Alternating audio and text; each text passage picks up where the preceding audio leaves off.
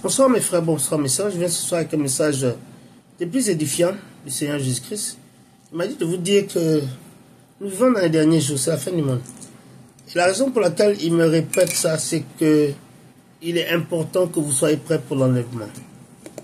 Et un des plus grands signes de la fin, mes bien-aimés, est là. Je me rappelle vers aux environs de 2009, je ne suis pas sûr, il y avait une femme qui s'appelait Finda Godja, une Sierra-Léonaise, qui avait eu un rêve de ce qui allait se passer après la rapture. Comment on allait tuer, tourmenter, on allait mal tuer les hommes qui ne veulent pas prendre la marque de la bête.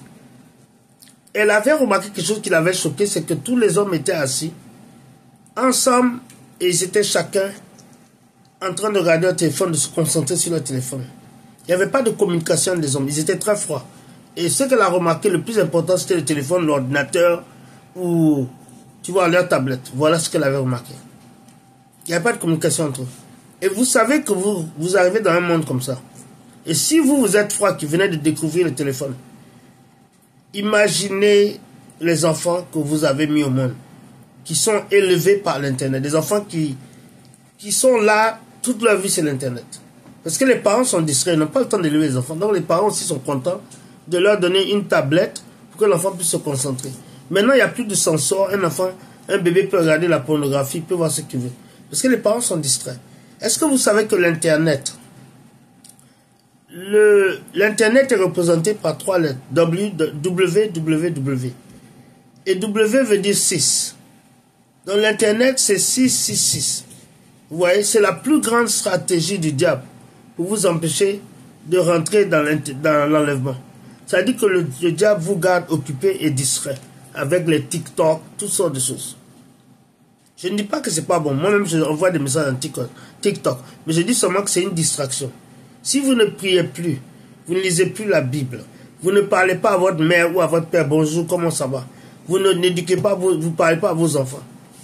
Vous êtes tombé dans le piège du diable. Vous êtes complètement hypnotisé par l'Internet. Et c'est la fin du monde. Faites attention. Et les gens sont très froids. Tu sais, l'Internet, ça rend les gens très froids. Quand quelqu'un s'assoit, vient te rendre visite, il s'assoit dans son téléphone et ne te regarde pas, hein, c'est grave. Quand quelqu'un prend un téléphone et joue avec son téléphone pendant l'église, pendant la messe, il va à l'église, il ne regarde même, il écoute, mais il est dans son téléphone. C'est un gars, c'est un enfant qui est hypnotisé, une personne qui est très hypnotisée par les derniers jours. Je vous dis ça. Faites attention de ne pas être si hypnotisé par votre téléphone. Méfiance. Vous voyez? Dans le livre 2 de Timothée, chapitre 3, versets 1 à 3, il est clair, ils disent que sachez que dans les derniers jours, il y aura des temps très graves. Les hommes seront égoïstes, amis de l'argent, fanfarons, hautains, blasphémateurs, rebelles à leurs parents, ingrats, irréligieux. Et puis, ils ne seront pas sensibles, ils ne seront pas loyaux, déloyaux, calomniateurs, intempérants, des gens qui ont des colères graves, cruels, ennemis des gens de bien. Ils ne vont pas aimer les bonnes personnes. Même ce que je dis là, il y a des gens qui n'aiment pas. Beaucoup de gens ne like pas, et puis je m'en fous. Moi-même, je like ce que je fais. Traîtres, emportés, enflés d'orgueil, aimant le plaisir plus que Dieu. Ils aiment le sexe. Le sexe, les vivres, ma soeur, se vendent comme des pinceaux. Le sexe, l'homosexuel, tout ce qui est sexuel. La masturbation. Faites attention parce que vous êtes distrait et vous allez rater l'enlèvement. Voilà. Faites très attention à tout ça là. Ce sont des signes. Maintenant, s'il y a quelqu'un qui ne connaît pas Jésus, je vais avoir le privilège de vous réconcilier avec Jésus. Veuillez répéter avec moi. Dites, Seigneur Jésus, viens dans ma vie. Deviens mon sauveur personnel. Seigneur Jésus, merci pour mon nom qui est maintenant écrit dans le livre de la vie. Merci pour mes péchés qui me sont pardonnés. Merci Seigneur Jésus pour le pouvoir que tu me donnes d'être saint. Car tu es un Dieu saint et rien d'impur ne peut entrer dans les portes du paradis.